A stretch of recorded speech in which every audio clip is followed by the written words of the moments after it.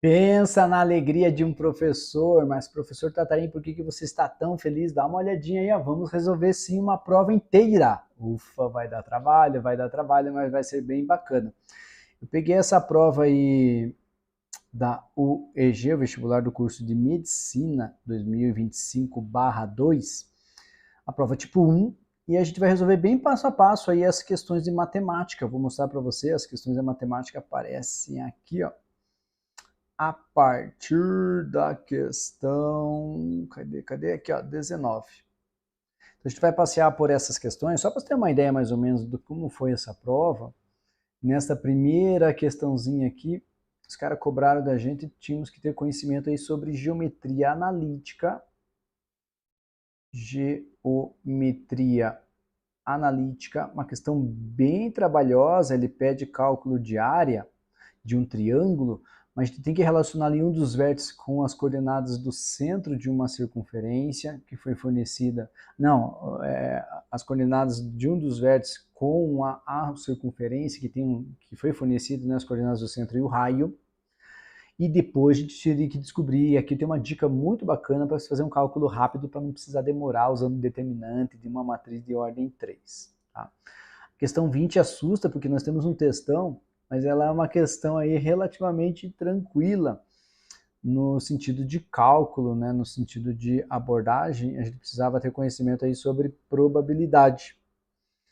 Na questão de número 21, a princípio a gente vê assim, calcule a área do retângulo, que maravilha, né? A área do retângulo, lado vezes lado, comprimento vezes largura, base vezes altura. Porém, olha o que os caras fizeram com a gente aqui. Colocaram razões trigonométricas e esses arcos aí, esses ângulos não são os ângulos notáveis que a gente ama de paixão. Então aqui eu vou te dar uma dica para resolver rapidamente essa questão aqui com a ideia de arco duplo. Sim, tem que ter bastante conhecimento de trigonometria. A questão 22 é uma questão bacana também, porque ele a princípio coloca algo que nos faz pensar em função quadrática, e o único papel que nós temos aqui de enxergar a função quadrática a nosso favor é de fazer substituição de valores, valor numérico de função. A pegada forte está justamente aqui, ó, na composição de funções, na função composta. E acredite, isso aqui vai cair ainda num sisteminha de equações, então é uma questão bem trabalhosa. E na última questão, uma questãozinha aí de matemática financeira. Matemática financeira. Ele menciona aqui a necessidade de a gente trabalhar ao mesmo tempo com juros simples e também com juros compostos.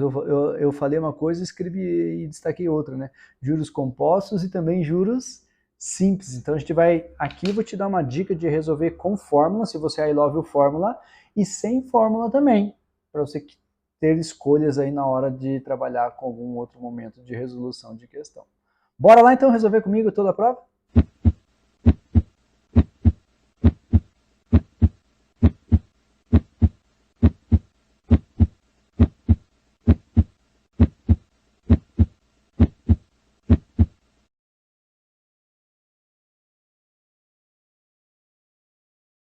Considere um triângulo de vértices A, B e C no primeiro quadrante e a área é igual a 2 unidades.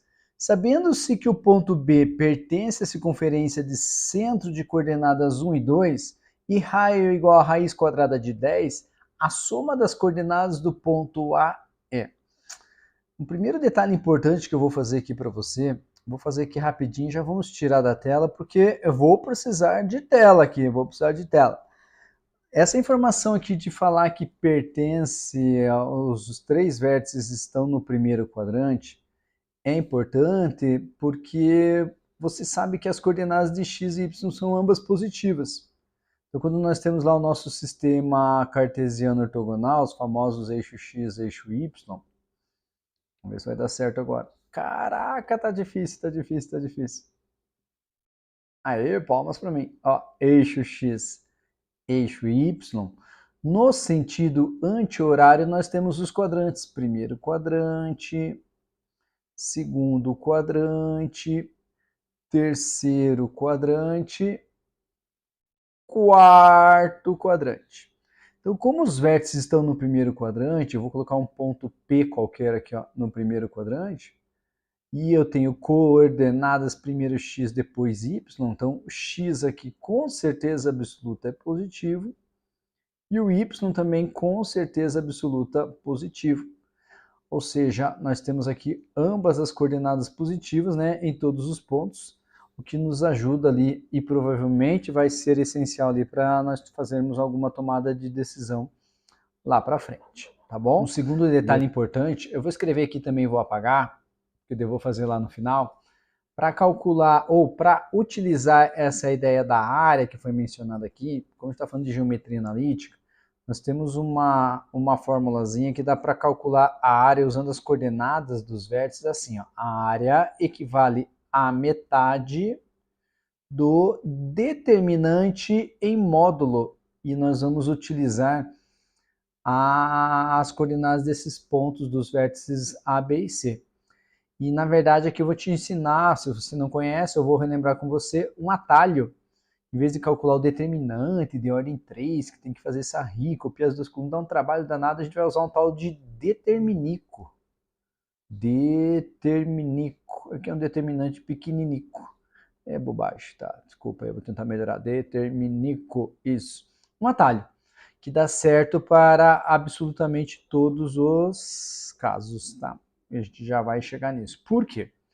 Porque primeiro eu vou conseguir descobrir esta ordenada aqui, ó, y do ponto B, justamente porque ele menciona que o ponto B pertence a essa circunferência aqui, ó, de centro 1 e 2 e raio igual a raiz quadrada de 10. O que a gente vai utilizar aqui? Agora eu vou começar a deixar as escritas aí. Nós vamos trabalhar com a equação reduzida de uma circunferência. Com a equação reduzida de uma circunferência.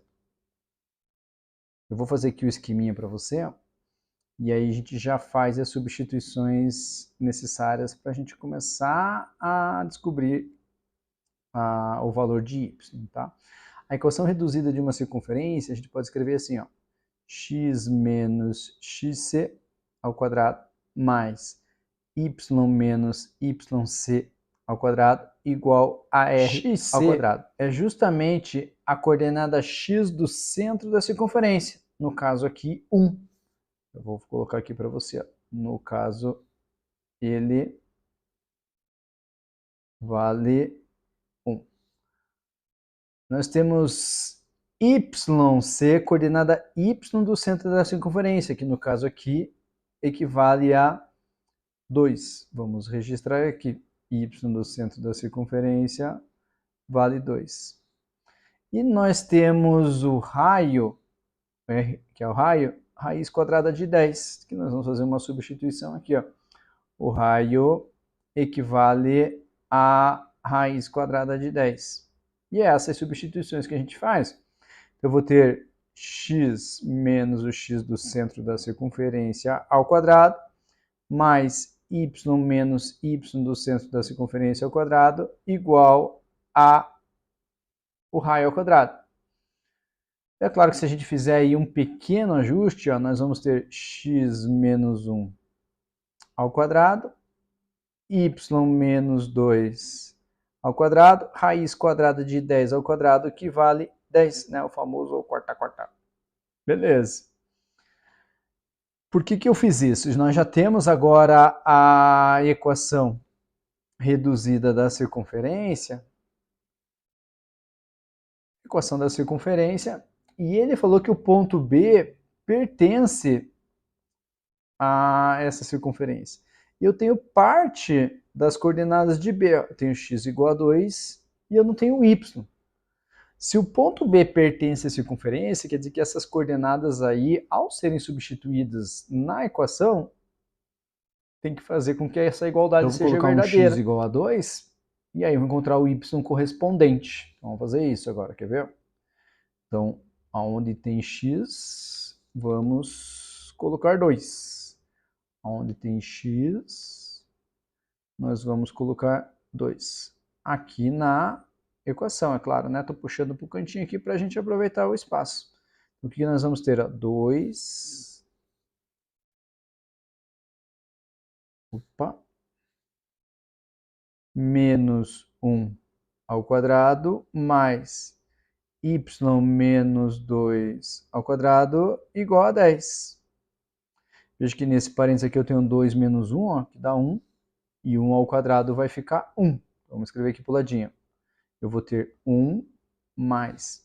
Vamos desenvolver esse produto notável aqui, ó. Isso aqui é um quadrado da diferença de dois termos. Nós temos assim, ó, quadrado do primeiro menos 2 vezes o primeiro pelo segundo termo, mais o quadrado do segundo termo. E já vou puxar um 10 para cá, porque eu já sei que vai dar uma equaçãozinha do segundo grau. Então, o que nós temos aí? Ó? Um y ao quadrado menos 4y. Aqui, ó, 1 mais 4, 5 menos 10 menos 5. Menos 5 igual a 0.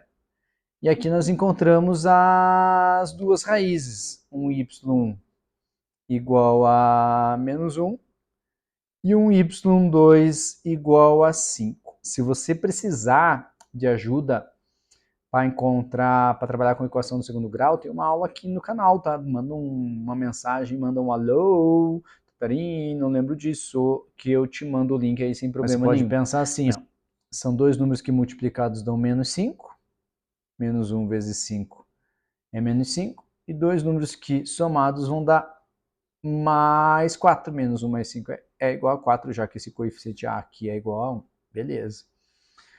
Só que o menos 1 não serve para a gente.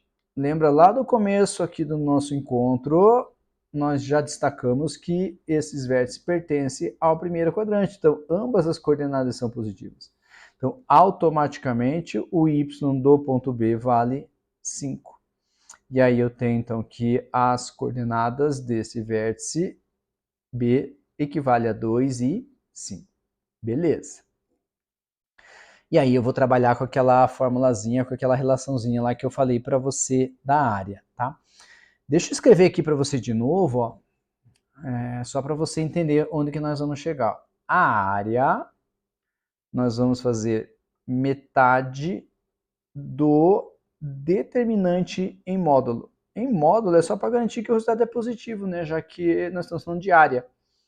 E como aqui na questão foi mencionado que é uma área igual a 2 unidades, nós já podemos colocar um A igual a 2. Ó. Então isso aqui, na verdade, ó, ele vale 2. Então pensa assim, ó, vou fazer uma pequena substituição para você. Ó. Eu tenho desta informação aí. Deixa eu aproveitar. Ah, não era para pagar tanto assim. Ó, eu tenho que esta área aqui vale 2. E se você pegar esse 2 aqui que está dividindo, passar multiplicando, ó, vou ter um 2 vezes 2, 4. Então você vai ver que nós vamos igualar o determinante, que eu chamei de determinico, a 4. Que né, vai ficar só 1 aqui, ó, 1 vezes determinante vai dar determinante mesmo. Como é que a gente vai fazer o tal do determinico? A gente vai colocar em coluna as coordenadas dos vértices A, B e C. Você pode começar por qualquer um deles, só que nós temos uma regrinha. O primeiro tem que ser repetido. O primeiro vai repetir lá no final. Então, assim, como a gente tem as coordenadas de B e de C valores numéricos, e eu quero descobrir o valor de x, que é a coordenada de A, eu sugiro você não começar pelas coordenadas de A, porque senão a gente vai ter que repetir justamente, além de ser uma representação fracionária, as incógnitas aí que vão surgir para a gente. Tá? Então, eu sugiro você não começar por onde tiver as incógnitas. Eu, na verdade, sugiro, se tiver 0, melhor, não é o caso aqui, mas começar por onde tem os menores valores possíveis, como aqui no vértice C. Então, tanto faz a ordem, tá? Então, vamos fazer assim, só para você enxergar. Deixa eu deixar um pouquinho assim, ó. Acho que vai dar certo. As coordenadas do ponto C, vou colocar aqui para você, 1 e 2, eu queria deixar tudo aqui, mas não vai dar certo. 1 e 2.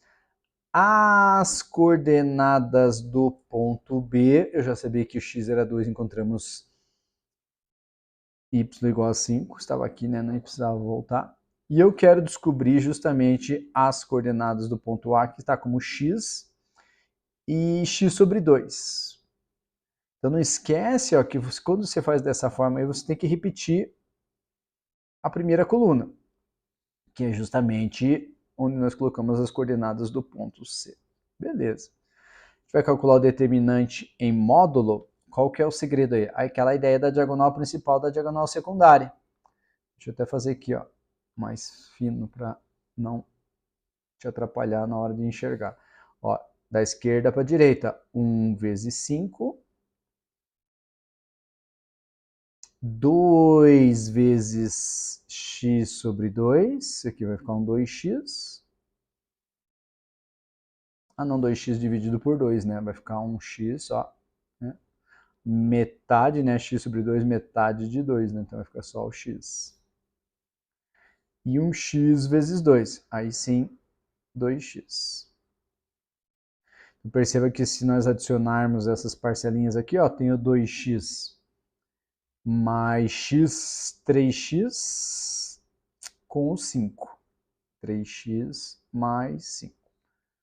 Aí eu faço a mesma coisa na diagonal secundária. Eu, inclusive, não gosto de mudar o sinal antes, não, tá? Só mudo no final. Então, eu tenho 2 vezes 2, 4. 5 vezes x, 5x. E aqui é metade de 1 vezes x sobre 2, que vai dar 1x sobre 2, tá? X sobre 2, meio x, né? Meio, vamos escrever assim, ó, 0,5x. Vai ficar mais fácil. Quer ver, ó? 5,5x mais 4. 5,5x mais 4. Vai ficar apertadinho ali, ó, deixa eu fazer embaixo. Então aqui nós temos, ó, 5,5x mais 4. Quando a gente calcula o determinante, esse aqui seria a estrutura do determiníquo que eu te falei, né? Para não ter que fazer lá 3 linhas e 3 colunas. Então, esse é o determiníquo. Vou fazer aqui para você. Prazer, determiníquo. Determiníquo. Beleza. É isso. Contado o segredo. E aí, o determinante, a gente sempre faz isso aqui, né? Diagonal principal. Aqui é uma expressão matemática, 3x mais 5, menos a diagonal secundária. 5,5x mais 4. Se você mudar o sinal antes, é só juntar os pedaços. Lembra que o determinante, aqui a gente vai depois igualar a 4, tá vendo? Vamos fazer isso já. O determinante vai ser 4. Aí vamos tirar do parênteses, né? Então 3x mais 5, o menos troca o sinal de tudo, não esquece. Eu vou ter menos 5,5x menos 4. Eu vou aproveitar para mostrar para você um equívoco que pode acontecer na hora da prova, que não seja com você. Tá? Então, a princípio, eu vou deixar assim, ó. Eu tenho 3x menos 5,5x. Isso aqui vai dar menos 2,5x. Aí eu tenho isso aqui, né? 5 menos 4, que vai dar 1, igual a 4. Aí se você simplesmente isolar o x aqui, ó, eu já te mostro por que vai dar errado. Você vai ter um 4 menos, vou fazer direto aqui, ó, 4 menos 1, 3. E o x aí vai ser negativo, só que a gente já sabe que como está no primeiro quadrante não pode ser negativo. Qual que é o equívoco aqui? Lembra que eu falei para você lá no começo que a gente trabalha com esse determinante aqui em módulo, para garantir que a área, né, vai dar um valor positivo. Então, essa representação aqui tem que ser uma representação por meio de uma equação modular. Vou colocar aqui para você, ó, uma equação modular. Então, o que está aqui entre essas barras verticais, ele pode ser tanto 4 positivo, para dar esse 4 aqui, porém ele também pode ser 4 negativo, porque vai dar o mesmo 4, modo menos 4 é 4, então aqui a gente tem que abrir em dois casos. Tá? O que está dentro ali entre as barras verticais pode ser menos 4 ou mais 4. A gente já viu que com mais 4 não dá certo. Eu vou registrar aqui para você. Primeiro caso, tá? Ou seja, a expressão que representa ali, ó, entre as barras, que está representada entre as barras verticais, vai ser exatamente igual a 4. Ou seja, menos 2,5x é igual a 4 menos 1, que é 3. E aí eu vou ter um x negativo, né? X igual a 3 que divide 2,5. Então eu vou deixar isso aqui para você, ó. Tá? Não que esteja errado, mas não serve. Não serve. Beleza. E aí o segundo teste, ou o segundo caso, o menos 2,5x mais 1 ser igual a menos 4.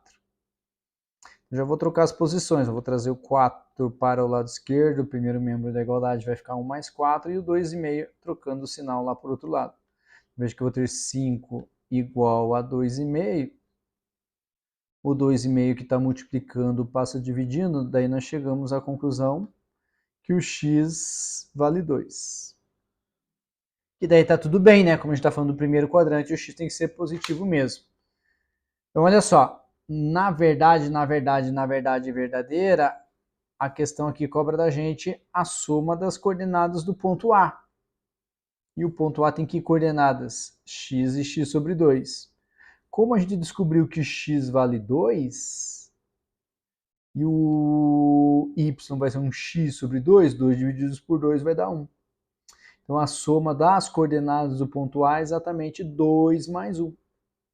E 2 mais 1 é igual a 3. Exatamente o que está na alternativa letra D. Então, veja quantos detalhes importantes a gente aproveitou para relembrar.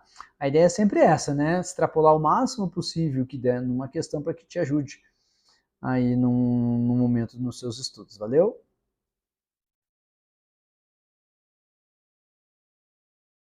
Partiu? Em uma pesquisa a respeito do grau de dependência ao álcool, 10 pessoas foram enumeradas de 1 a 10.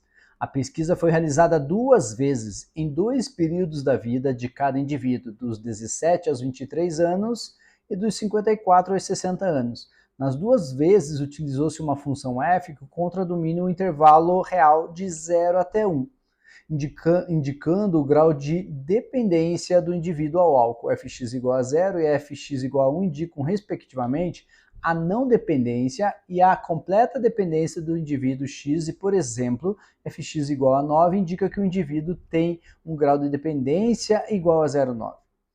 Os dados da pesquisa são apresentados na imagem 01. A imagem 2 classifica em 3 faixas o grau de dependência: baixo, moderado e elevado. Qual a probabilidade de selecionar um indivíduo aleatoriamente que tenha um grau de dependência moderado ou elevado dos 17 aos 23 anos e que passou a ter ou manteve dos 54 aos 60 anos um grau de dependência elevado? A primeira coisa que eu quero conversar com você aqui é, ao identificar que a questão fala sobre probabilidade, aparece a palavrinha aqui, você já começa a pensar que você vai ter que descobrir 2 valores, né? Porque a probabilidade é uma razão entre 2 valores, 2 grandezas, enfim. Do jeito que você achar melhor, guarda isso. Vamos relembrar um detalhe importante, então. Probabilidade de ocorrer um certo evento é calculado fazendo a razão entre o número de casos favoráveis,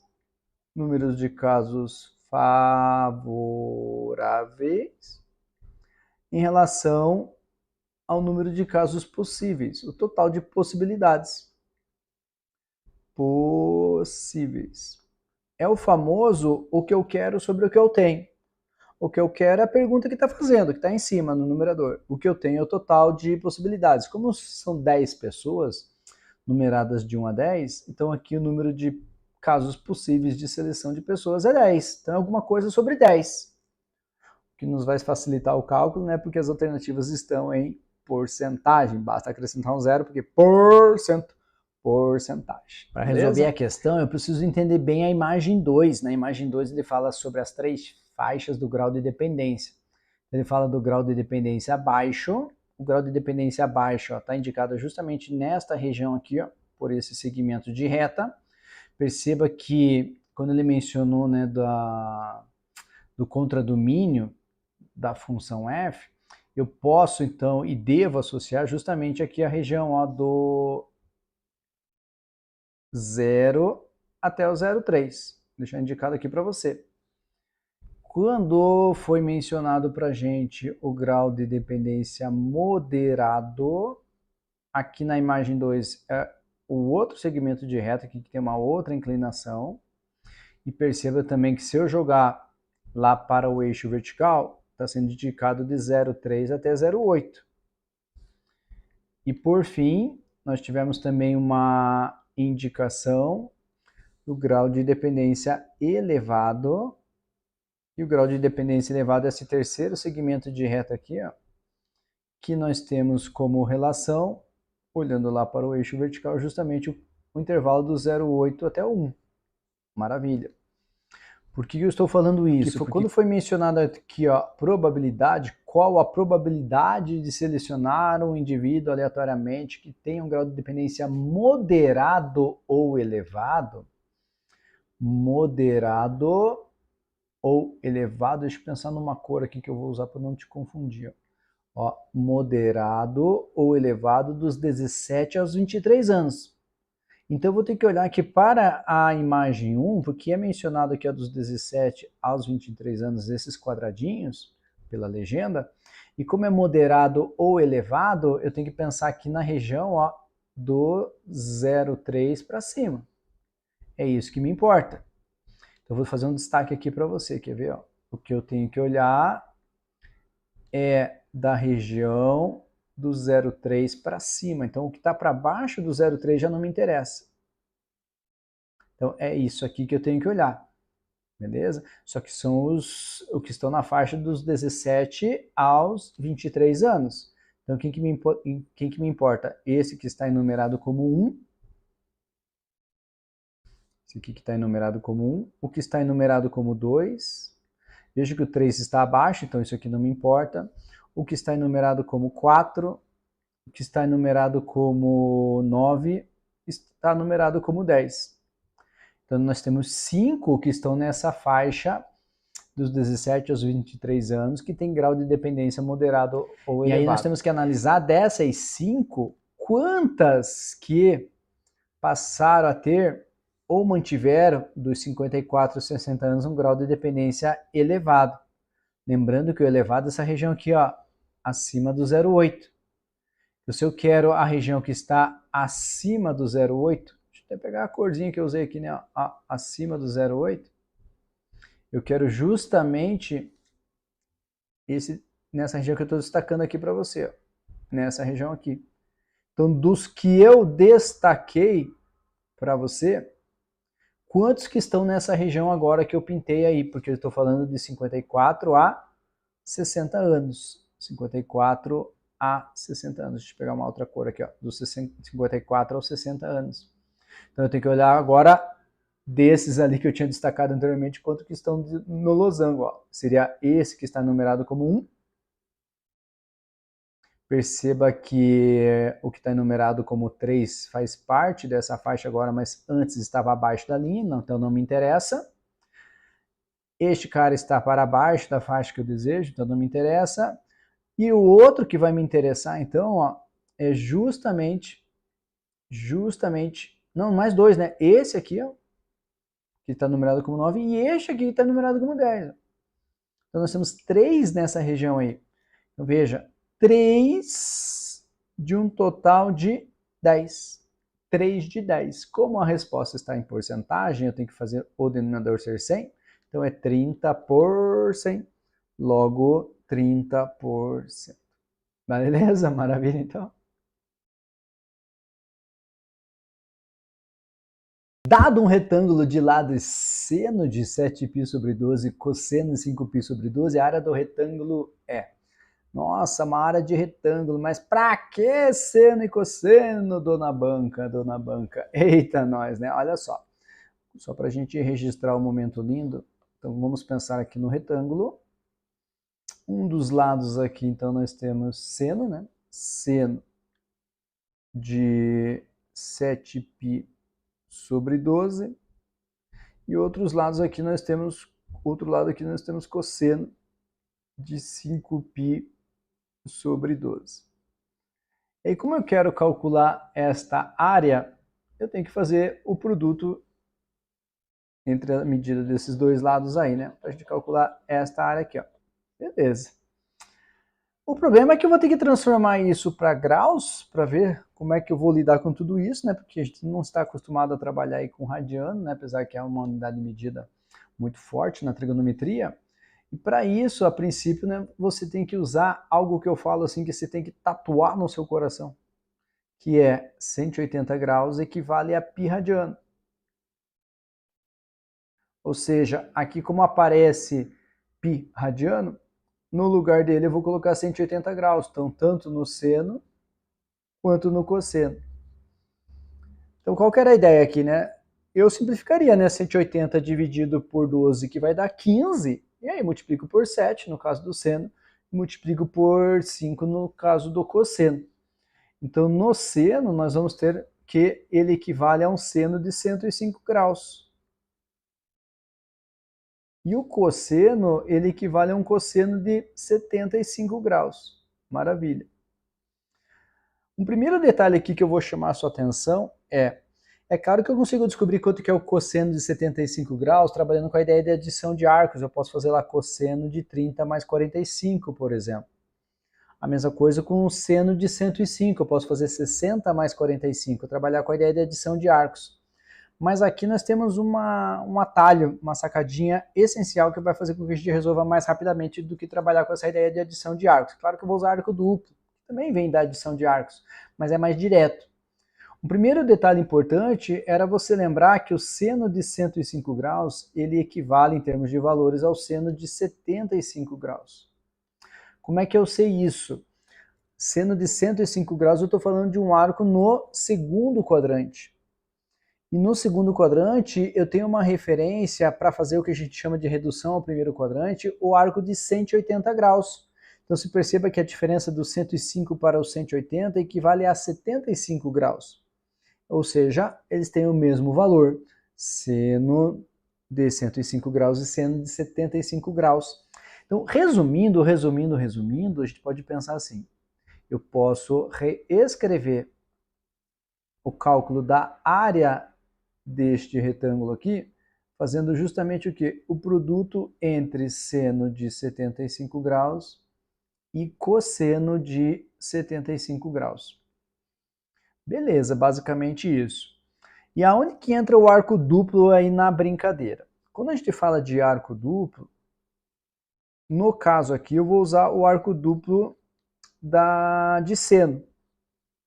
Nós temos a seguinte relação, seno de um arco duplo, eu vou usar o x aqui, que é o nosso grande referencial, ele equivale a 2 vezes seno deste arco x vezes cosseno deste arco x. Então, se você chama o x de 75, que é o que nós temos, né? X de 75, e no lugar do x nós colocarmos o 75, no lugar do x nós colocarmos, ficou estranho isso, né? O 75, perceba que eu vou ter a seguinte reescrita, ó. Seno de 2 vezes 75 é igual a 2 vezes seno de 75 vezes cosseno de 75. Deixa eu mostrar aqui a substituição que eu fiz, né? Onde tinha x eu coloquei 75.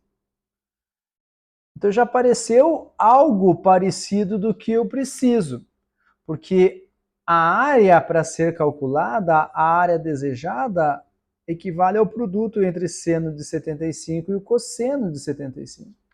Então isso aqui, ó, é justamente a área desejada, ó, a área do retângulo. Logo, se esse 2 que está multiplicando eu passo dividindo, eu consigo trabalhar com o cálculo da área. Então vamos pensar o seguinte, ó, veja se você enxerga esse detalhe bacana aqui comigo, ou para baixo mesmo. 2 vezes 75, que está aqui no primeiro membro da igualdade, no lado esquerdo, equivale a 150, ou seja, 150 graus. e eu vou dividir isso aí por 2 para obtermos exatamente o que eu tinha falado para você, a área. Agora, se você lembrar do que eu falei agora há pouco, do seno de 105 ser igual a seno de 75, por que eles são iguais mesmo? Porque se você fizer ali a diferença do 105 por 180 graus, vai dar 75. Você faz a mesma coisa com esse cara aqui, ó. 150 para chegar no 180 graus, falta quanto? Falta 30. Então, o seno de 150 equivale ao seno de 30 graus. Seno de 30 graus. E o seno de 30 graus, nós I love you. Nós I love you. Porque daí eu sei que ele vale meio. Então, a área vai ser o quê? Este valor aqui, queridíssimo, queridíssima. Seno de 30 graus dividido por 2. Seno de 30 graus é meio, e meio dividido por 2 vai dar 1/4. Então, a área desse retângulo aí equivale a 1/4, que é exatamente o que está indicado aqui na alternativa letra A. Valeu?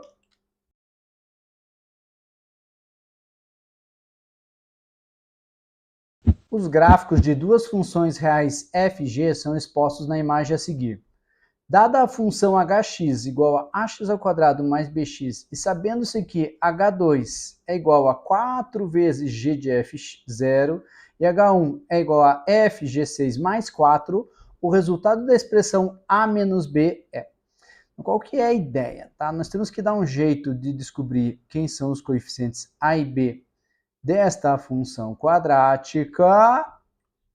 Ficou estranho isso, né? Dessa função quadrática. Para depois nós calcularmos a diferença desejada. Maravilha. Nós temos uma menção às funções, associando as funções h e g, h e f, e as funções f e g são justamente as que estão representadas neste gráfico aqui. Então temos bastante coisa para discutir. Esse destaque que eu deixei na sua tela mostra ali, ó, gf0 e fg6, função composta, composição de funções. E a gente vai ver como é que a gente lida com tudo isso, beleza? Então é isso que a gente vai fazer. Então trabalhando com o valor numérico de função, ou seja, a sua imagem. Vamos calcular primeiro o que significa esse gf0. Essa composição da função g com a função f. Eu sempre falo aqui, assim, g, f, 0. Quando tem uma função composta, uma composição de funções, como é que a gente enxerga isso? Quando tem duas funções aqui, é como se eu tivesse uma dentro da outra. E eu gosto de pensar em uma dentro da outra, porque daí eu falo sempre assim, ó, a gente resolve a parte de dentro, depois vai para fora. Nós temos duas encrencas, g e f, nós só sabemos resolver uma encrenca. Então, o primeiro detalhe que nós vamos enxergar é justamente esse f0, calcular o valor numérico de função. Lembrando que quando a gente fala de função, o que está dentro do parênteses ali faz o papel do x. É o valor da abscissa, né? X. Então, x igual a 0 é exatamente aqui, ó, o eixo y. Então, você tem que olhar lá na função f.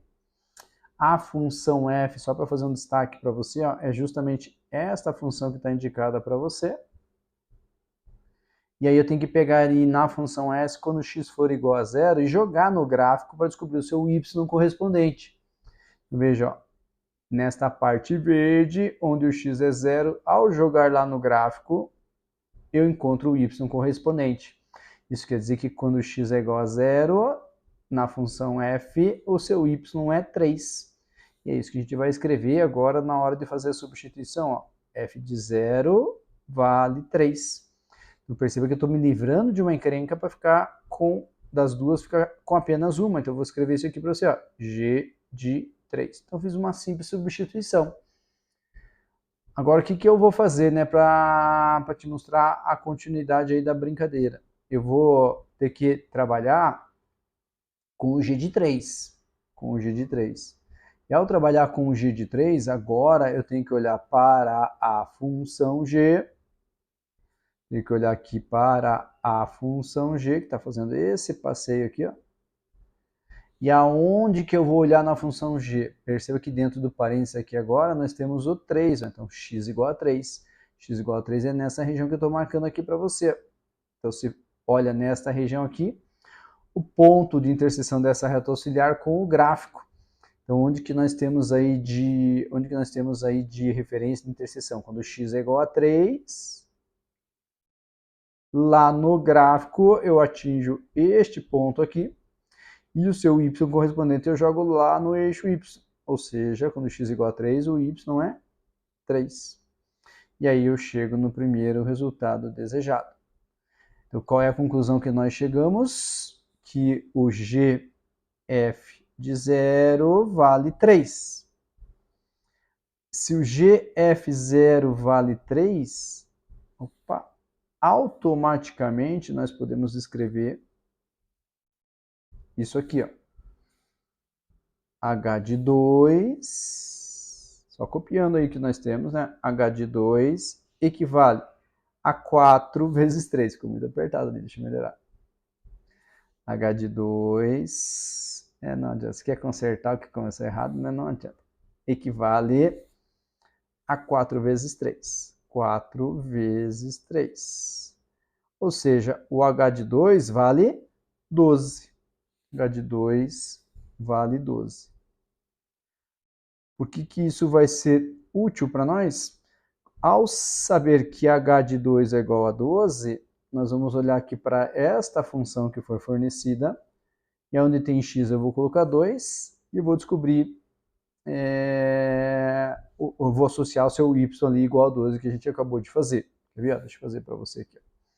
Nós vamos ter escrever isso na função. Então, nosso H de 2 equivale a vezes 2 ao quadrado mais b vezes 2. Eu fiz essa substituição aqui, enxergue bem, ó.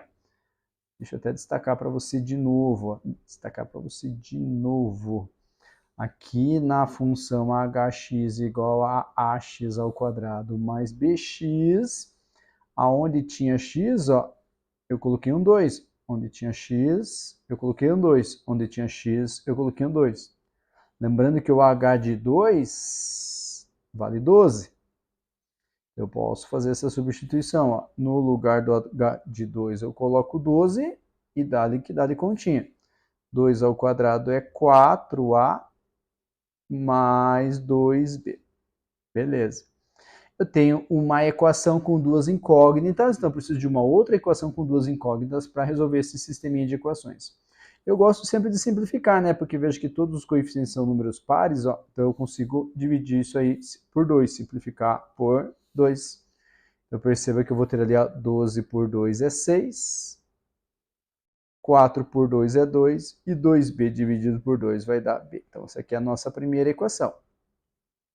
Fechou? Agora, para descobrir qual é a outra equação, eu vou justamente calcular aqui a quanto que é esse f de g de 6, para fazer a substituição, e depois adicionar a 4. Então, vamos fazer aqui embaixo também. Ó.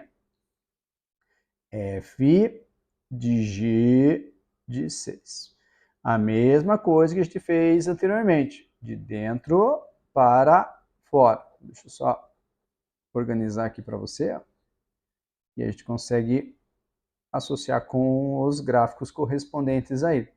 De dentro para fora, quer dizer que a gente vai começar olhando para a função g, quando x for igual a 6. Função g, vou dar um outro destaque aqui para você. Ó. Função g, quando x for igual a 6. Onde que é um x igual a 6? Nesta linha auxiliar que eu estou jogando aqui para você. Eu tenho que encontrar, né, o ponto no gráfico, então meu g de 6 seria este ponto aqui, pensando no x igual a 6. E eu quero o seu y correspondente, o seu y correspondente é o 4. Então meu g de 6 vale 4. Então a substituição que a gente faz é, eu tinha duas encrencas, f e g, g eu já resolvi, vou ficar só com a encrenca f, f de 4. Então, perceba que agora nós vamos ter que atacar a função f. Então, quando a gente trabalha com função composta, é assim mesmo, né? Vai ter que ficar fazendo substituições, olhando ali para os gráficos. Então, vamos lá. a função f, lembrando que é esse passeio aqui, ó, este gráfico. Agora eu tenho que olhar para onde mesmo? Quando x for igual a 4. Onde que o x é igual a 4? Em toda essa região aqui. Então, eu vou pensar nessa região aí, onde teve o ponto de intersecção ou encontro com o gráfico. Ó, x igual a 4, o seu y correspondente é 1. Então, o meu f de 4 vale 1. Então, o que nós descobrimos? F de g de 6 equivale a 1. Maravilha. E ali nós temos como informação, né, em toda essa situação, ó, que o nosso h de 1 é o fg de 6, que é 1, mais 4.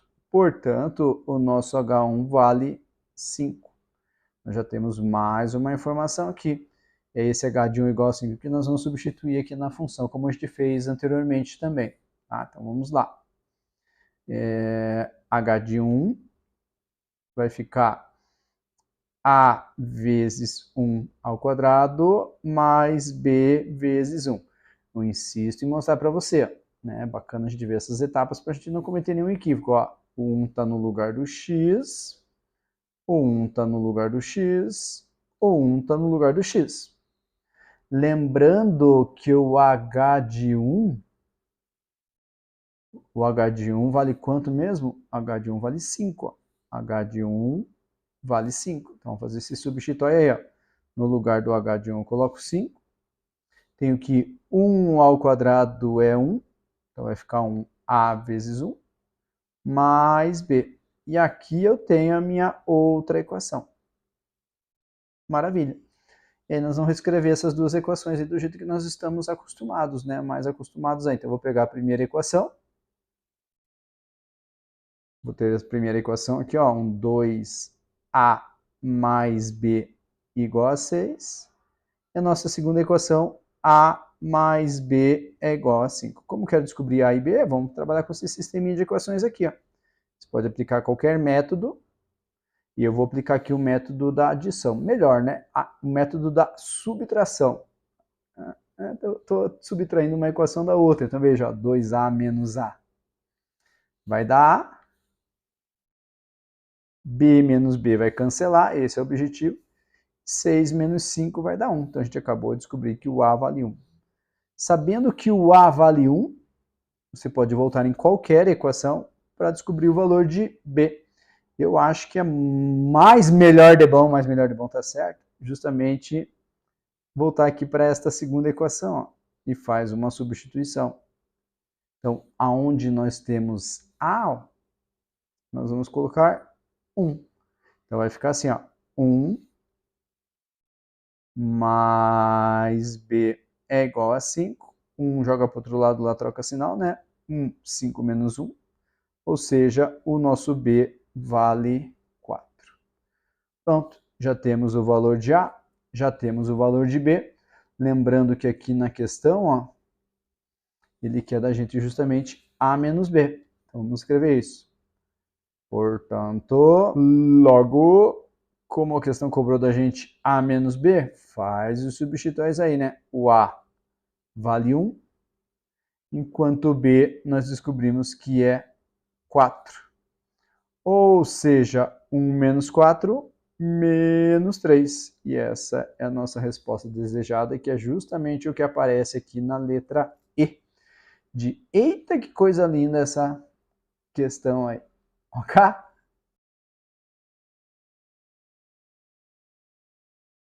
O empréstimo no valor de R$5.000 deveria ser devolvido após 2 anos, considerando uma taxa de juros compostos igual a 10% ao ano. Porém, o empréstimo foi pago com 10 dias de atraso e, como multa, aplicou-se uma taxa extra diária sobre o valor a ser devolvido. Sabendo-se que o valor pago foi R$ 7.260, a taxa diária em juros simples cobrada pela multa é... Qual que é a ideia, né? Primeiro, nós temos que destacar aqui que a questão trata-se de juros compostos. Beleza, então a gente está falando de uma capitalização composta. Então aqui, ó, juros compostos. E aí nós vamos fazer uma coleta de dados. Mas antes disso, deixa eu conversar uma coisa importante com você. Quando a gente fala ali de juros compostos, nós temos uma formulazinha. Montante é igual capital vezes 1 mais I elevado a T. Mas é claro que uma pessoa mais importante é o Tatarim, que está elevado. Nossa, que bobagem, Tatarim. Não estou para lembrar, está valendo. Então, primeiro eu vou fazer com fórmula, tá? Qual que é a ideia? O montante, como a gente está falando de um empréstimo de 5 mil reais, este capital aqui é justamente o valor indicado aqui para a gente de 5 mil reais. Beleza? Vamos escrever aqui, ó. O capital, 5 mil reais. Vou deixar registrado aqui. A taxa é 10% ao ano. Quando a gente fala de taxa aqui nesta fórmula, a gente está falando de taxa unitária. O que é taxa unitária? Vamos escrever, ó. 10%, 10 por 100, 0,1. Essa taxa aqui é ao ano. E o tempo também que foi mencionado aqui no texto, ele fala que vai ser devolvido após 2 anos, que é este T aqui, ó, este T. Então, o nosso T vale 2. Então, como a taxa é ao ano e o período também é ao ano, nós não temos nenhum problema aqui de resolução de questão. Então, esses são os dados que nós temos. Maravilha. E ao fazer a substituição, então nós teríamos isso aqui. O montante, o que é o montante, né? Falando em termos de conceito. Então eu tenho esse empréstimo de 5 mil reais, vai ter um certo juro. Se eu pegar o capital mais o juro, vai me dar o montante. Né? Se eu faço uma aplicação financeira, eu aplico um determinado valor hoje, que vai ter um rendimento, e lá no futuro eu vou ter um resgate, né? Que vai ser acrescentado desse rendimento, ou seja, o montante. Então aqui ficaria, ó, montante é igual capital vezes 1 mais I, que é a taxa, elevado a T, que é 2. Veja as substituições que nós fizemos aqui, né? Capital, 5 mil reais, maravilha. A taxa, que é 0,1, 10%. E o tempo, T, 2 anos. Ok. E aí você faz esse cálculo bonitinho, ó. 1 mais 0,1, que é o que está no parênteses, vai dar 1,1, não esquece, aqui ao quadrado. 1,1 ao quadrado é a mesma coisa que 1,1 vezes 1,1, ou seja, 1,21. E a pegar esses 5 mil aí e multiplicar por 1,21, nós vamos chegar em 6.050. Maravilha, em 6.050. Qual que é o problema, né? Esse era o valor a ter sido pago, R$ 6.050 após 2 anos. Porém, o valor pago foi de R$ 7.260. Por quê? Porque esse empréstimo foi pago com 10 dias de atraso. Beleza. Então, quanto de multa que nós vamos ter aí é o cálculo que nós vamos fazer. Ó, esse valor acrescentado aí é o valor de multa. Então, a multa, nós vamos pensar ali no valor que foi pago, R$ 7.260, e calcular a diferença no valor que deveria ser pago, R$ 6.050. E aí, se a gente faz esse cálculo aqui, nós vamos chegar numa diferença, então, de R$ 1.210. Tá. E aí nós precisamos conversar. Esse R$ 1.210 foi o valor que foi pago de multa em relação a quem? Em relação aos R$ 6.050. Então, se você é uma pessoa I love you regra de 3, o que você ia pensar aqui então? Os R$ 6.050 era a minha referência, 100%, quanto que é R$ 1.210? Maravilha. E faz a regrinha de 3 e vai ser feliz para sempre, ok? Multiplicação cruzada, 6.050 vezes x é igual a 1.210 vezes 100. 1.210 vezes 100. Minha sugestão é já passar os 6.050 que está multiplicando, dividindo, porque a gente sabe que vai ter que efetuar essa divisão. e tentar enxergar em algum processo de simplificação. Por exemplo, como termina em zero, eu posso fazer um corta-corta aqui, né? Corta, corta. E aí eu tenho, por exemplo, 121 e o 605. 605 equivale a 5 vezes 121. Se você dividir 121 por 121 vai dar 1, ó. 605 por 21 vai dar 5. E 100 dividido por 5, a gente acaba descobrindo que o nosso x aí é 20%. Quer dizer que a multa equivale a 20%. Tatarinha, você errou, não tem isso nas alternativas. Alô? A cobrança é sobre a taxa diária. E nós temos 10 dias de atraso. Estou escrevendo aqui, ó, rabiscando aqui para você. Então, esses 20% equivale aos 10 dias de atraso. Agora nós estamos falando de juros simples. E se nós estamos falando de juros simples, como isso aqui equivale a 10 dias, basta pegar esse 20% e dividir por 10. E 20 divididos por 10 quer dizer que equivale a 2% ao dia essa multa. E nós temos como alternativa correta a letra B, de coxinha, que é bom demais. Ok? Então isso aqui é usando a fórmula. Tá tudo certo, tudo ótimo, tudo lindo, maravilhoso. Nós não erramos nada aqui. Vou fazer uma sugestão para você, antes que você saia aqui do vídeo. Vamos tentar enxergar isso aqui sem fórmula. Sem essas fórmulas todas aí. Vamos tentar enxergar alguns atalhos aí. A gente já conhece todos os dados, todos os detalhes. Beleza? Aí da questão. O que eu queria que você enxergasse aqui, né? Você pode pensar assim, o empréstimo equivale a um valor de 5 mil reais. Maravilha, 5 mil reais. E nós temos uma taxa de 10% ao ano. E 10% tem que ser muito fácil na tua cabeça. Por exemplo, o que eu quero dizer com isso? 5 mil reais equivale ao nosso 100%. 10% é pegar o 100 e dividir por 10. Ou seja, se divide por 10 deste lado, divide por 10 do outro lado, e você descobre rapidamente quanto que é 10% de 5 mil. Então, basta cortar um zero, 500. Beleza. Então, veja, após um ano,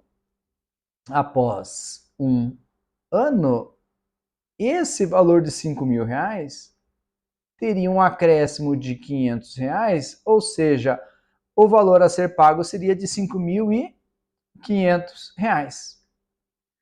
Só que nós temos que pensar que o empréstimo ia ser pago após 2 anos. Ou seja, eu vou aplicar mais 10% de acréscimo, só que agora sobre esses 5.500 reais. Então vamos pensar assim, ó, agora nós temos 5.500 reais, que ele passa a ser o nosso referencial agora 100%.